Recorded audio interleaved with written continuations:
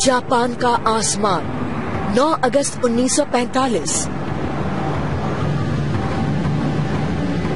पहले atomic bomb हमले के 3 दिनों के भीतर अमेरिका अब दूसरा बम भी गिराने वाला था। कुछ ही पलों में नागासाकी का 30% हिस्सा तबाह हो गया और 40,000 लोग पलक झपकते ही खत्म हो गए। मैं आप लोगों के सामने एक बात 5 दिन बाद जापान ने समर्पण कर दिया। जंग को जल्दी खत्म करने और अमेरिकी लोगों को बचाने के लिए इस नए सुपर वेपन का 2 बार इस्तेमाल किया गया। यही दास्तान सबने मान ली, लेकिन कुछ लोग अब इस इतिहास को चुनौती दे रहे हैं। ये एक सफेद झूठ है कि उस खतरनाक बॉम्ब के इस्तेमाल के पीछे कोई वाजिब वजह थी। ये एक मिथ है। मध्य प्रशांत, टिनियन एयरबेस, 9 अगस्त 1945। सार्जेंट विलियम बानी और 519th कॉम्पोजिट ग्रुप के इनके साथी एक बेहद गोपनीय बॉम्बिंग मिशन के लिए जमा हो रहे थे। ये जापान पर फैट मैन गिराने वाले थे, जो अमेरिका का दूसरा एटॉमिक बम था। पहला एटॉमिक बम लिटिल बॉय 3 दिन पहले हिरोशिमा पर गिराया गया था। अमेरिका को उम्मीद थी कि इस बम के हमले से जापान समर्पण कर देगा। हम सबको लग रहा था कि ये आखिरी हमला होगा, इससे जंग खत्म हो जाएगी। बानी ग्रेट आर्टिस्ट प्लेन के रेडार ऑपरेटर थे। ये इस मिशन में शामिल 3 अहम प्लेन्स में से एक था। इसका काम विस्फोट को नापना था। बिग स्टिंग विस्फोट को फिल्माने वाला था और बॉक्स का नाम के प्लेन को बम गिराना था। 2,500 किलोमीटर दूर जापान के टापुओं पर 8.5 महीनों से इसके अहम शहर यूएस एयरफोर्स की सैचुरेशन बॉम्बिंग रेंज से तबाह हो रहे थे।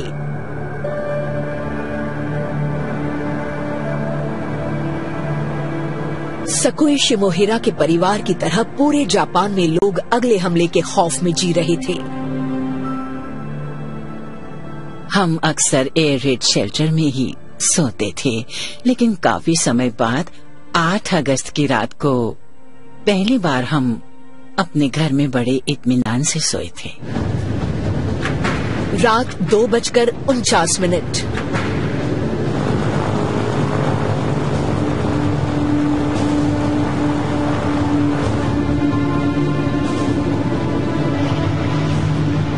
B-29 सुपर फोर्ट्रेस बॉक्सकार ने उड़ान भरी।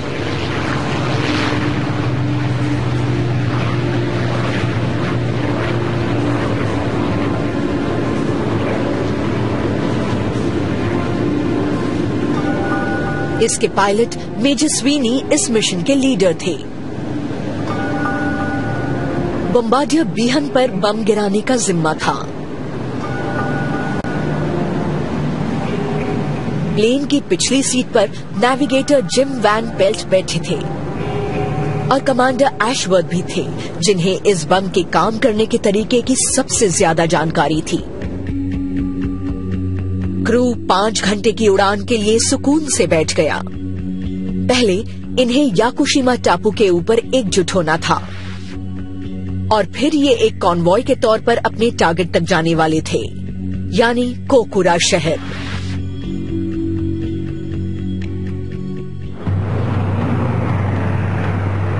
सुबह 7:50। एक अमेरिकी प्लेन सकोई के घर के ऊपर से गुजरा। बेटा जल्दी उठो, जल्दी उठो, तुम्हें अभी एयर रेड शेल्टर में जाना है और जब तक मैं न कहूँ वहाँ से निकलना भी मत, ठीक है?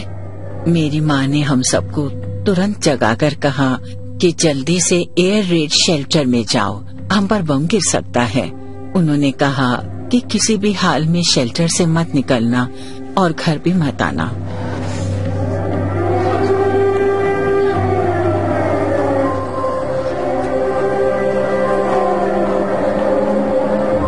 कुछ किलोमीटर दूर 18 साल के सुमिटेरू टैनिगुची चिट्ठियां बांट रहे थे।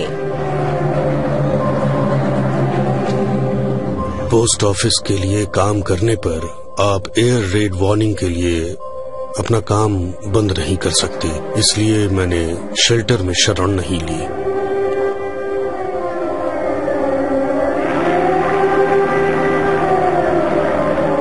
ये बॉम्बर नहीं बल्कि मौसम की जांच कर रहा एक टोही विमान था, इसलिए एयर रेड वार्निंग खत्म कर दी गई और लोग शेल्टर्स से बाहर निकलने लगे।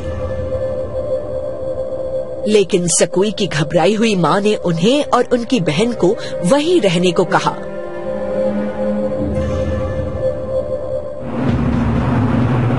सुबह 8:10।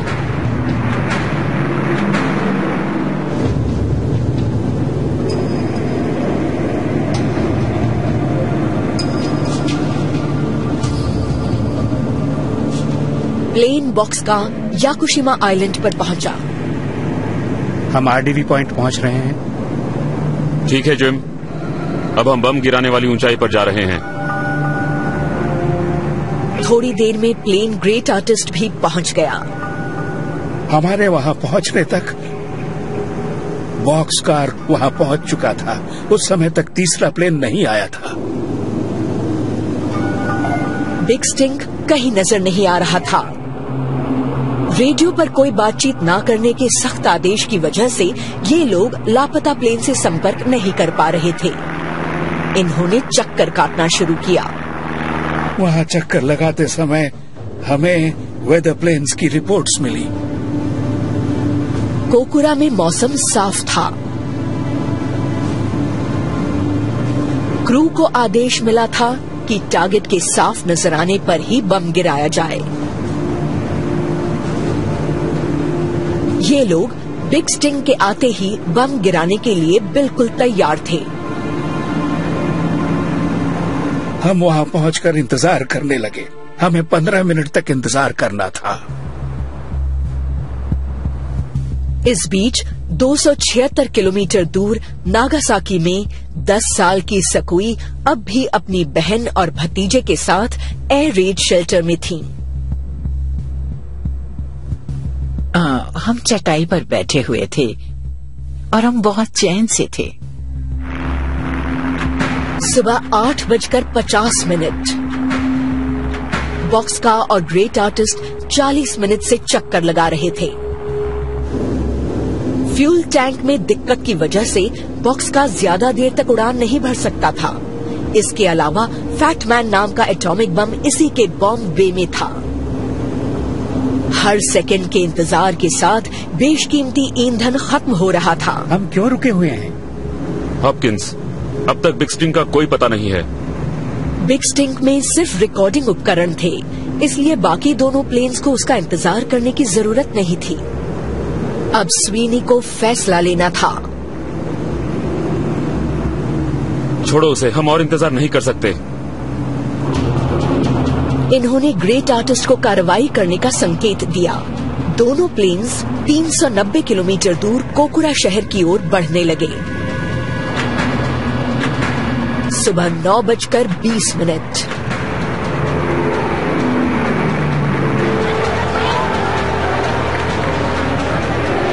दोनों प्लेन्स शहर के पास पहुंचे।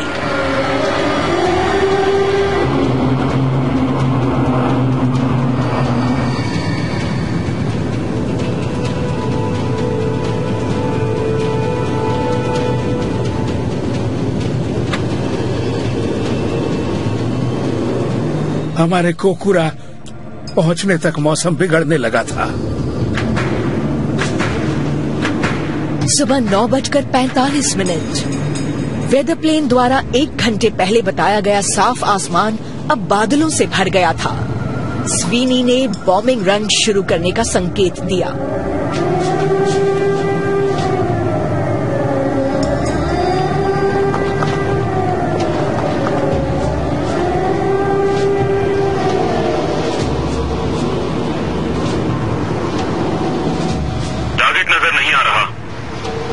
हमने 3 चक्कर काटे लेकिन हमें शहर नजर नहीं आ रहा था। सुबह 10:30 बजे स्वीनी ने कोकुरा पर हमले की कार्रवाई रोक दी। इस मिशन को बीच में छोड़ने से 45 मिनट का ईंधन बर्बाद हो गया था। जिम, हमें सेकेंडरी टारगेट नागासाकी ले चलो। 156 किलोमीटर दूर नागासाकी शहर में ही सकोई और सुमिटेरू रहते थे। कितना ईंधन बचा है? सिर्फ 1500 गैलन सर। अब इनके पास बस नागासाकी पहुंचकर सही सलामत बेस तक लौटने लायक ही ईंधन था, वो भी प्लेन का वजन कम कर लेने पर ही मुमकिन था। इन्हें ये बम गिराना ही था, चाहे मौसम कैसा भी हो। एशवर्थ, क्या टारगेट नजर नहीं आने पर रेडार रन से काम चला सकते हो? वेपनियर होने की वजह से सिर्फ एशवर्थ को ही विजुअल से रेडार ड्रॉप पर स्विच करने का अधिकार था। हाँ, नागासाकी पर चाहे रेडार से दिखे या सीधे नजर आए, हम वहीं बम गिराएंगे।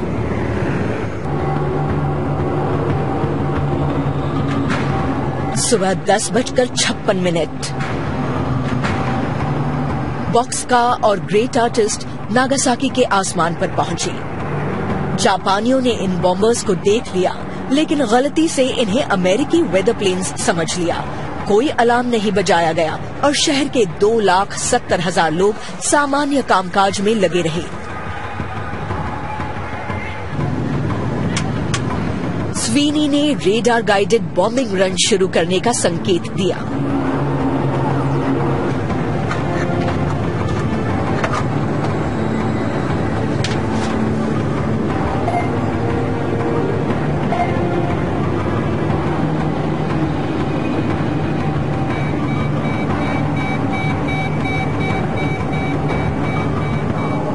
लेकिन रेडार ड्रॉप से ठीक पहले दिख गया, मुझे शहर नजर आ रहा है। अब ये तुम्हारा अभियान। क्रू फिर से विजुअल बॉम्बिंग पर आ गया।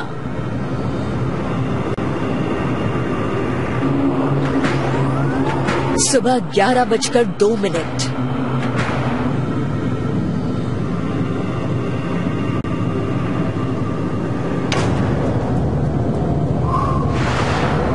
28,900 फुट की ऊंचाई से फैटमैन को गिरा दिया गया। धमाके से बचने के लिए दोनों प्लेन्स तुरंत मुड़ गए। तभी मैंने एक प्लेन की आवाज सुनी। मुझे ये अजीब लगा क्योंकि एयर रेड वार्निंग खत्म हो गई थी और जैसे ही मैं मुड़ा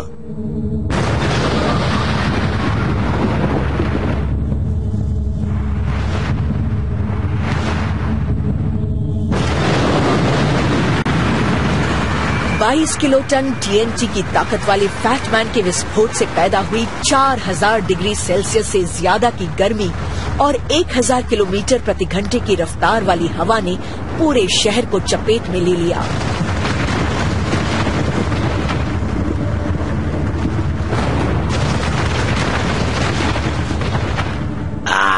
मैं जोर से चीखी, मुझे बस इतना ही याद है।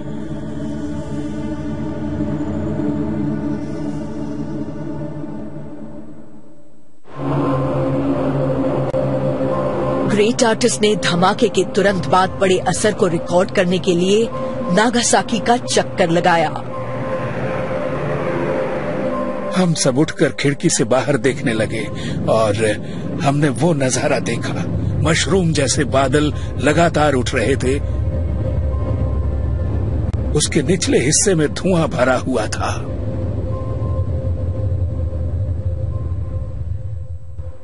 नागासाकी में बिल्कुल खामोशी थी। शहर का 6.7 वर्ग किलोमीटर का हिस्सा मलबे में तब्दील हो चुका था। 40,000 से ज्यादा स्त्री, पुरुष और बच्चे विस्फोट की गर्मी से भाप बनकर उड़ गए थे। अन्य 70,000 लोग जख्मी हुए थे। मैंने उठकर चारों तरफ देखा। मैं जहां से भी गुजरा सभी मकान तबाह हो गए थे। सिर्फ वो घर बचा था जिसमें मैंने अंतिम चिट्ठी दी थी।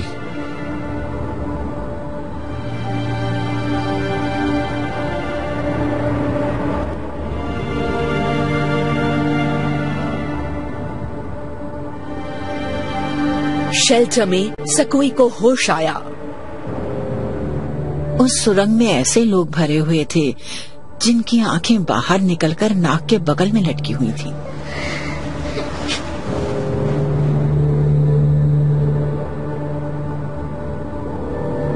सकोई की बहन और उनके भतीजे की भी जान किसी तरह बच गई थी। अब उन्हें अपनी मां का ख्याल आया।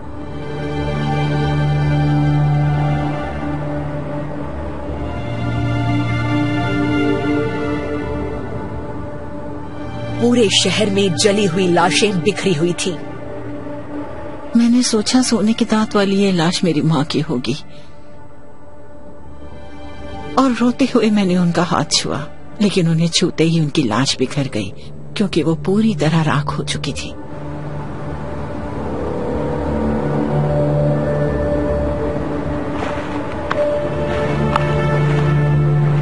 सुमिटेरो मदद ढूंढने लगे। आगे बढ़ते हुए इन्होंने देखा, मैंने अपने हाथों को देखा। मेरे बाएं हाथ की कोहनी से उंगलियों तक की त्वचा चीथड़ों की तरह लटक रही थी। मेरे हाथों पर कोई काली सी चीज चिपकी हुई थी।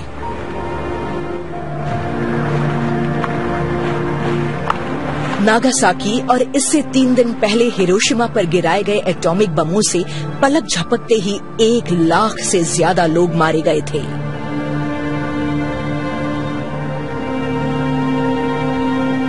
इन हमलों से निकले रेडिएशन से इसके बाद के महीनों और सालों में और हजारों जापानी नागरिक मारे गए।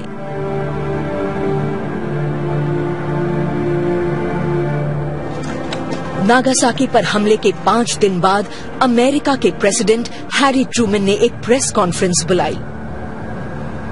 आज दोपहर मुझे जापान की सरकार से एक संदेश मिला है। मैं उनके इस जवाब को, पॉट्सडैम डिक्लेरेशन को पूरी तरह स्वीकार करने की सहमति मानता हूं। यानी जापान ने बिना शर्त समर्पण कर दिया है। प्रशांत क्षेत्र में लड़ाई खत्म हो गई।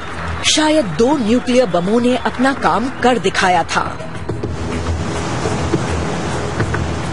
निश्चित रूप से अमेरिका का दावा था कि ये जापान पर जमीनी हमले से बचने के लिए जरूरी था, क्योंकि उसमें कई हजार अमेरिकी सैनिक मारे जाते। पूरी दुनिया में इसी बात को स्वीकार कर लिया गया। लेकिन अमेरिकन, रशियन और जापानी आर्काइव्स को 10 साल तक खंगालने के बाद इतिहासकार और लेखक सुयोशी हासेगावा एक बिल्कुल अलग नतीजे पर पहुंचे। ये दलील कि इस खौफनाक बम का इस्तेमाल अमेरिकी जनता को बचाने के लिए किया गया था, एक सफेद झूठ है। ये एक मिथ है। अब उन विनाशकारी सप्ताहों की घटनाओं पर फिर से गौर करके और आर्काइव्स की गहराइयों में उतरकर हम बम और जापान के समर्पण पर उसके असर और दूसरे विश्व युद्ध के अंजाम की असली दास्तान को उजागर करेंगे।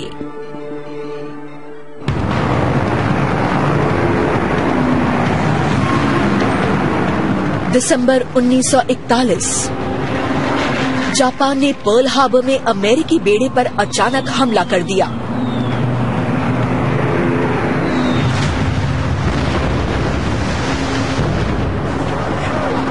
अमेरिका के 2402 सैनिक मारे गए।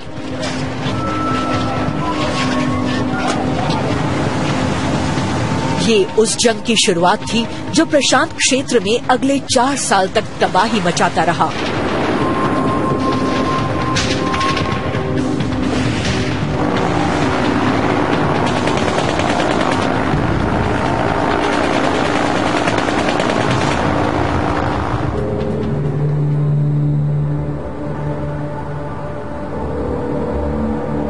इस जंग में 20 लाख से ज्यादा जापानी सैनिक और नागरिक मारे गए।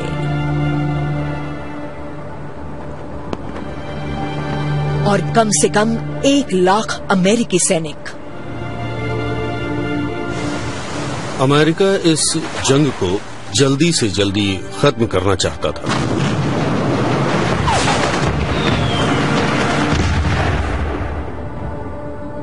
(1944) के अंत तक अमेरिकी सेना ने मैरियाना आइलैंड्स पर कब्जा कर लिया था।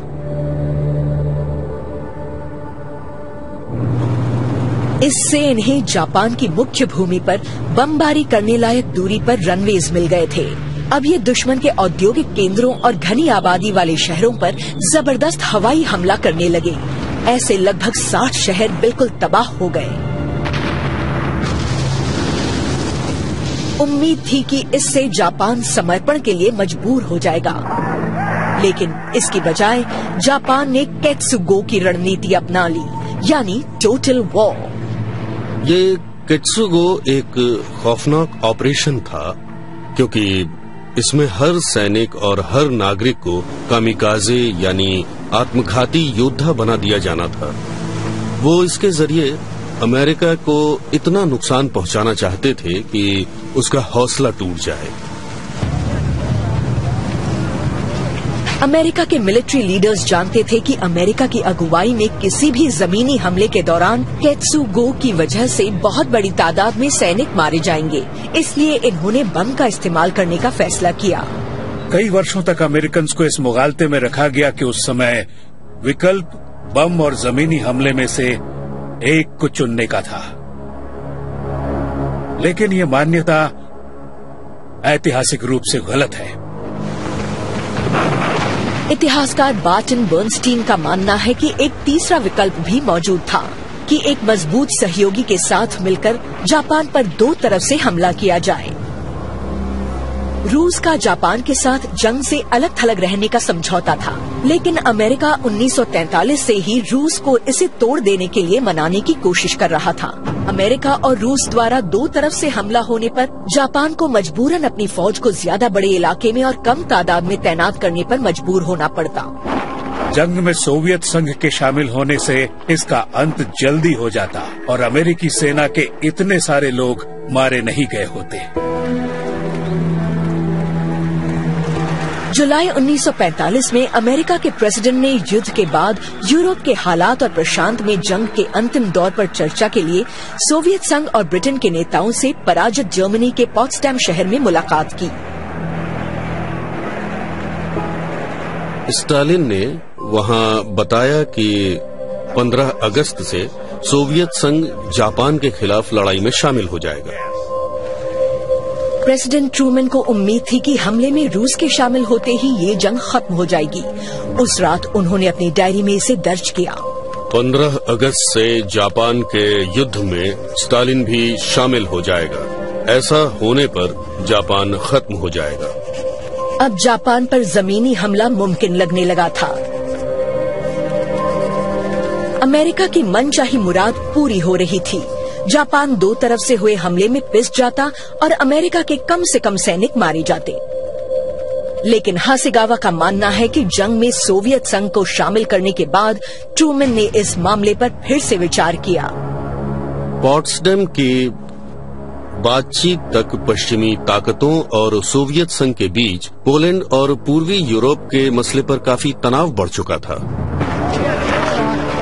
मई 1945 में जर्मनी के समर्पण के बाद सोवियत सेनाओं ने पूर्वी यूरोप पर कब्जा कर लिया था।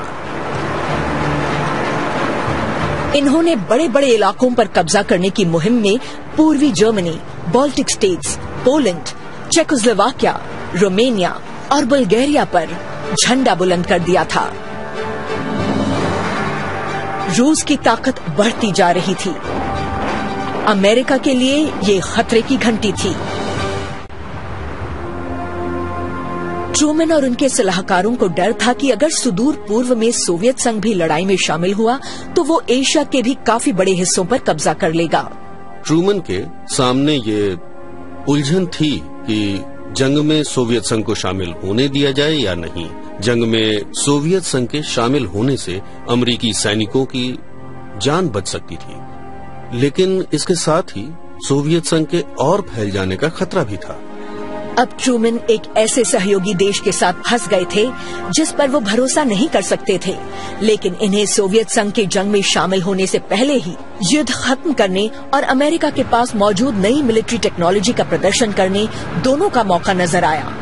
ये न्यूक्लियर वेपन्स की मदद से ऐसा कर सकते थे। एक बम इस्तेमाल के लिए तैयार था, दूसरे का न्यू मैक्सिको के रेगिस्तान में परीक्षण हो रहा था।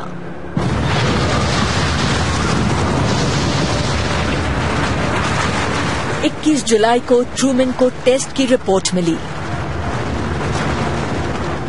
ये टेस्ट उन लोगों की उम्मीद से कहीं ज्यादा कामयाब रहा था और ट्रूमन बहुत खुश थे।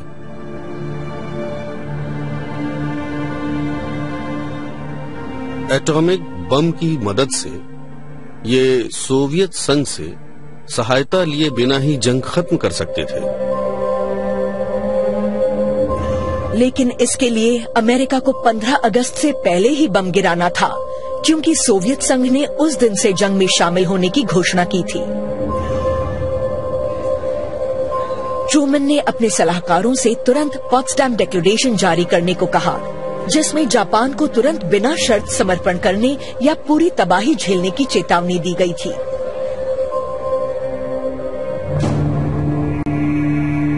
जापान के लीडर्स ने इसकी अनदेखी कर दी। अब ये रेस युद्ध में सोवियत संघ के शामिल होने और एटॉमिक बम के बीच थी।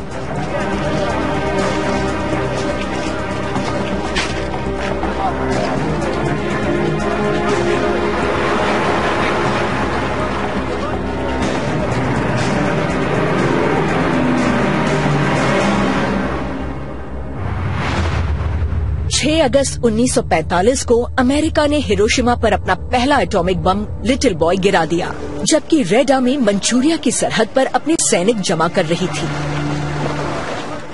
स्टालिन को ये जानकर जबरदस्त झटका लगा था कि अमेरिका ने इतनी जल्दी एक एटॉमिक बम का इस्तेमाल कर लिया था। उन्हें लगा कि एटॉमिक बम से जापान समर्पण करने पर मजबूर हो जाएगा और सारा खेल खत्म हो जाएगा। इससे वो बहुत दुखी थे। सर, आपके लिए अर्जेंट टेलीग्राम आया है। ठीक है, तुम जाओ। स्टालिन को लग रहा था कि सोवियत साम्राज्य को एशिया में फैलाने का उनका लक्ष्य खत्म हो गया था, लेकिन तभी उन्हें अपने विदेश मंत्रालय से एक अर्जेंट संदेश मिला। जापान सोवियत संघ की मदद चाहता था। जापान उस समय तक युद्ध खत्म करने के लिए मॉस्को के दखल की रणनीति पर कायम था। हासेगावा को लगता है कि इस संदेश से ये साफ है कि हिरोशिमा पर बमबारी से जापान समर्पण के लिए तैयार नहीं हुआ था। स्टालिन के लिए ये संदेश बहुत अहम था। प्रशांत क्षेत्र का युद्ध अभी खत्म नहीं हुआ था। उन्होंने तुरंत सोवियत सेना को हमला करने का आदेश दिया।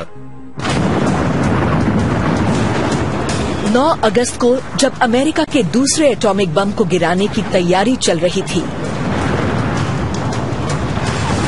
तब 15 लाख रूसी सैनिक मंचूरिया की सरहद में घुस गए। रेड आर्मी ने तुरंत जापान की बहुत कम तादाद में तैनात सेना को पछाड़ दिया। मंचूरिया की राजधानी चैंगचुन से जापानी सेना कुछ ही घंटों में पीछे हट गई। जापान के हाई कमांड ने इंपीरियल पैलेस के नीचे एक बंकर में इमरजेंसी मीटिंग की। जंग में सोवियत संघ के शामिल हो जाने से जापान की नीति तय करने वालों के सामने समर्पण का बहुत बड़ा खतरा पैदा हो गया था। हासेगावा का मानना है कि उस समय पहली बार समर्पण पर गंभीरता से विचार किया गया था। जापान पर शासन करने वाले 6 अहम लीडर्स में से 3 लोग पीस पार्टी के शांतिप्रिय लोग थे और बाकी 3 वॉर पार्टी के आक्रामक लोग थे।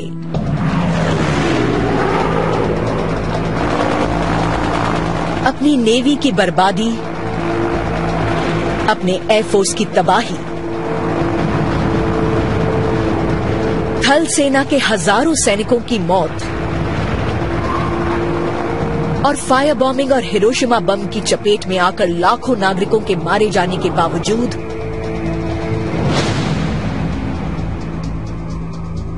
वे समर्पण के लिए तैयार नहीं थे।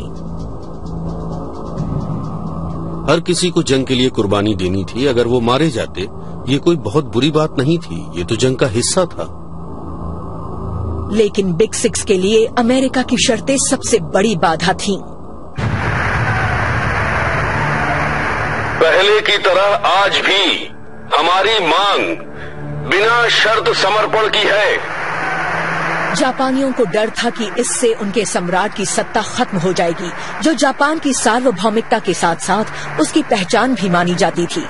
वे बिना शर्त समर्पण को सम्राट वाली व्यवस्था का अंत मानते थे और वो उसे स्वीकार नहीं कर सकते थे। बिग सिक्स सम्राट और साम्राज्यवादी सिस्टम को बनाए रखने के लिए बेताब था, लेकिन उग्रपंथी और नरमपंथी नेता इसे हासिल करने के लिए अलग अलग रणनीति अपना रहे थे। वो पार्टी केत्सुगो के जरिए अमेरिकियों को इतना नुकसान पहुंचाना चाहती थी कि शायद वे जापान को अपनी शर्त पर समर्पण करने की छूट दे देते। पीस पार्टी सोवियत संघ के जरिए शांति के लिए बातचीत करना चाहती थी। सोवियत संघ के हमला कर देने से दोनों योजनाएं नाकाम हो गईं। उनके युद्ध में शामिल हो जाने से सोवियत संघ के बीच बचाव के जरिए युद्ध खत्म करने की पीस पार्टी की उम्मीद हवा हो गई।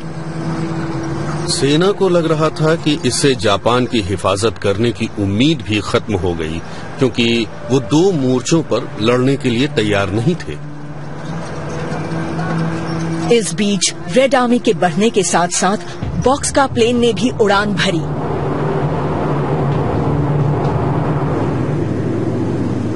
दूसरा न्यूक्लियर हमला शुरू हो गया था। टोक्यो में वो पार्टी अब भी मानने को तैयार नहीं थी।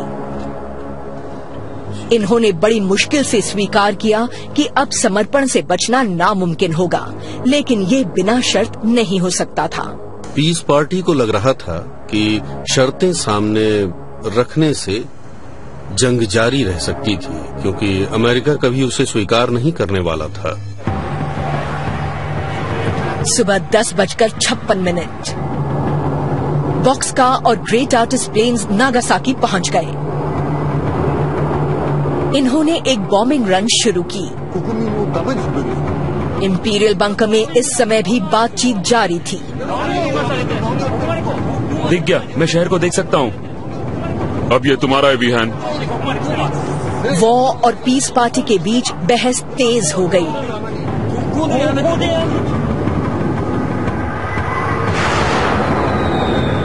दिन के 11:02।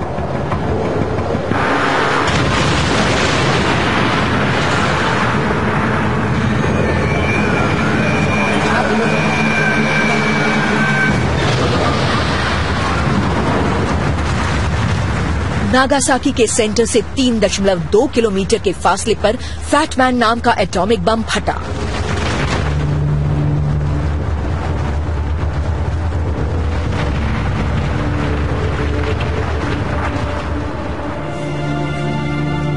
नागासाकी पर बमबारी की खबर 30 मिनट बाद हाई कमान तक पहुंच गई। इससे बातचीत पर कोई फर्क नहीं पड़ा, इसका कोई असर नहीं हुआ। समर्पण की शर्तों पर दोनों पार्टियों में असहमति बनी रही। मीटिंग स्थगित हो गई। ऐसा लग रहा था कि वॉ पार्टी एक बार फिर समर्पण को स्थगित करने में कामयाब रही थी।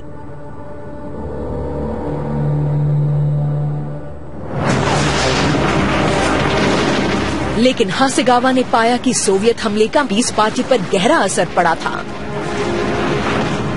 रेड आर्मी तेजी से जापान की मुख्य भूमि की ओर बढ़ रही थी। पीस पार्टी का मानना था कि इस जंग के जारी रहने से एम्परर सिस्टम पर बहुत बुरा असर पड़ सकता था।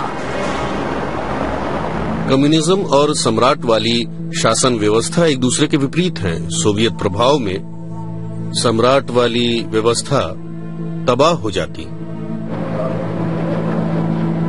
पीस पार्टी का मानना था कि समर्पण के बाद क्रांतिकारी सोवियत संघ के मुकाबले ज्यादा व्यावहारिक अमेरिकन द्वारा जापान के सम्राट को सत्ता प्रमुख बनाए रखने की संभावना ज्यादा थी। इसलिए उन्होंने उस शख्स से अपील की जो सेना से समर्पण करा सकता था। ये सिर्फ सम्राट कर सकते थे।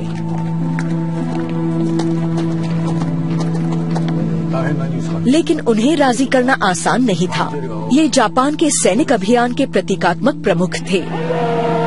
जापानी सैनिकों को सिखाया गया था कि उनका कर्तव्य जापानी सम्राट के लिए लड़ना है। उन्हें मरने तक लड़ना है, न कि सफेद झंडा उठाकर समर्पण करना है। अब अगर सम्राट समर्पण के पक्ष में बात करते तो उन्हें जोरदार झटका लगता।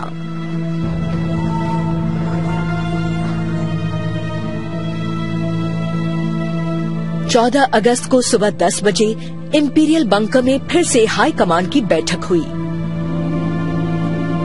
इस बार इसमें सम्राट भी शामिल हुए। जापान बिना शर्त समर्पण के लिए तैयार हो गया। मैं आप लोगों को बताना चाहता हूं कि मैंने पॉट्सडैम डिक्लेरेशन को स्वीकार करने का फैसला किया है।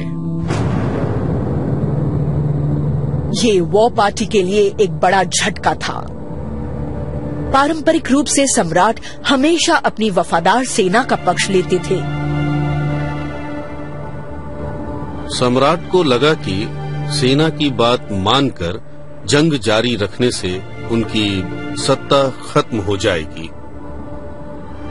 मैं आप लोगों के सामने एक बात स्पष्ट करना चाहता हूं। 15 अगस्त 1945 को सम्राट हिरोहितो ने अपनी जनता के सामने अपने फैसले की घोषणा की। सहमत होंगे। हर किसी की पुरजोर कोशिश के बावजूद हमने नहीं झेली जा सकने वाली बातों को झेलकर और असहनीय को भी सहकर आने वाली पीढ़ियों के लिए शांति का रास्ता तैयार करने का फैसला लिया है। हासेगावा का मानना है कि जापान ने एटॉमिक बम के खौफ से नहीं बल्कि सोवियत हमले से पैदा हुए खतरे की वजह से समर्पण किया था। युद्ध में सोवियत संघ के आ जाने से सम्राट को एहसास हो गया था कि इस युद्ध को जारी रखना कितना खतरनाक था।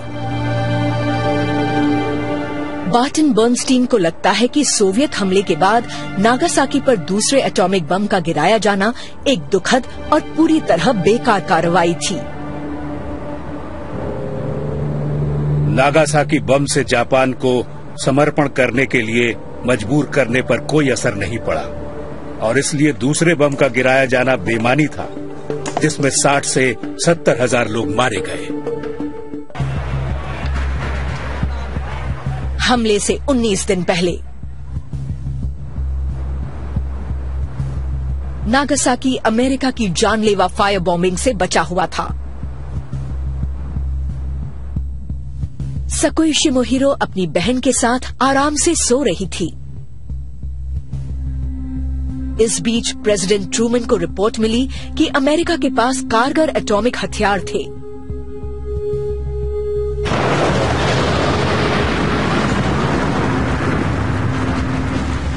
ये बम अमेरिकी सैनिकों की जान बचा सकता था, लेकिन इससे हजारों जापानी नागरिक मारे जाने वाले थे। इन मौतों की कभी किसी ने परवाह नहीं की। आर्काइव्स पर गौर करें तो हमें ऐसा कोई विवरण नहीं मिलता है जब ट्रूमैन या सेक्रेटरी ऑफ वॉर स्टिम्सन या उन दोनों के सबसे करीबी लोगों में से किसी ने भी एक बार भी ये सवाल उठाया कि क्या बम का इस्तेमाल सही होगा। 6 अगस्त 1945 नागासाकी पर हमले से 3 दिन पहले अमेरिका ने अपना पहला एटॉमिक बम हिरोशिमा पर गिराया और एक झटके में 80,000 लोग खत्म हो गए। नागासाकी पर हमले से 2 दिन पहले जापान के लीडर्स ये देखने के लिए बेताब थे कि बिना शर्त उनके समर्पण करने की बजाय क्या सोवियत संघ उस युद्ध को रुकवाने के लिए बीच बचाव कर सकता था। उनकी सबसे बड़ी प्राथमिकता इंपीरियल सिस्टम को बनाए रखने की थी। अमेरिका की तरह उन्हें भी जापानी नागरिकों की कोई परवाह नहीं थी। जहां तक सेना का सवाल था, नागरिकों का मारा जाना उनके लिए भी मायने नहीं रखता था। नागासाकी पर हमले से 12 घंटे पहले सोवियत संघ ने बीच बचाव करने का जापान का अनुरोध ठुकराकर युद्ध की घोषणा कर दी। नागासाकी पर हमले से 9 घंटे पहले एक और न्यूक्लियर बम गिराने की जरूरत नहीं होने पर भी सुपर फोर्ट्रेस बॉक्सका ने 4.9 टन के न्यूक्लियर डिवाइस फैटमैन को लेकर टिनियन एयरबेस से उड़ान भरी। इन्हें ये बम कोकुरा या नागासाकी पर गिराना था। इसमें ढेर सारे निर्दोष लोगों की मौत तय थी। लेकिन अमेरिका की ज्यादा दिलचस्पी अपने नए हथियार को आजमाने और सोवियत संघ पर अपनी बढ़त को बनाए रखने में थी। देखा जाए तो सन 1945 तक दूसरा विश्व युद्ध एक खुली लड़ाई बन गया था, जिसमें धीरे धीरे नागरिकों पर हमला करने के प्रति संयम एकदम खत्म होता जा रहा था। कई वर्षों की बेरहम लड़ाई के बाद हर पक्ष से मानवता की बुनियादी समझ शायद खत्म होने लगी थी। हमले से 6 मिनट पहले बॉक्सका ने नागासाकी के आसमान पर बॉम्ब रन शुरू किया।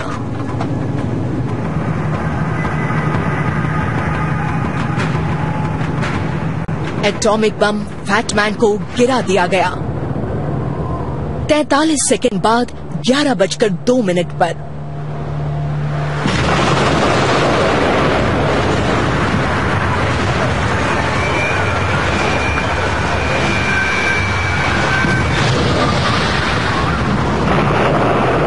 फैटमैन में विस्फोट हुआ।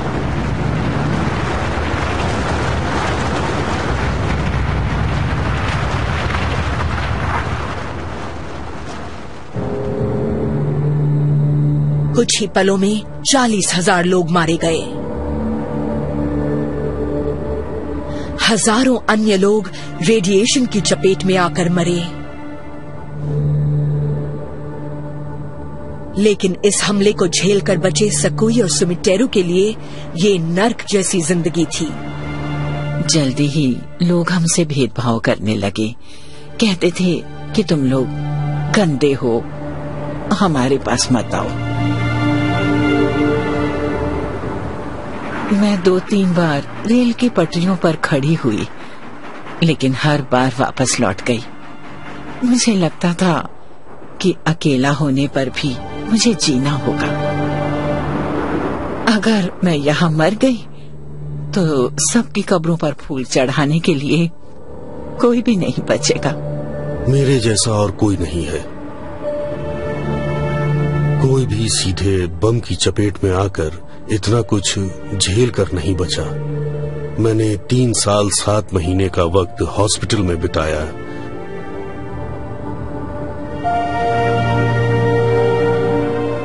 मुझे अपनी आंखों से परमाणु हथियारों का अंत होते हुए देखना है। मुझे तब तक जिंदा रहना होगा। आज 9 देशों के पास न्यूक्लियर वेपन्स हैं, जिनमें बेलगाम नॉर्थ कोरिया और घोर प्रतिद्वंद्वी पाकिस्तान और भारत जैसे देश भी शामिल हैं। दुनिया भर में लगभग 20,000 न्यूक्लियर वेपन्स हैं। ये दुनिया से पूरी आबादी को कई बार खत्म करने की क्षमता रखते हैं।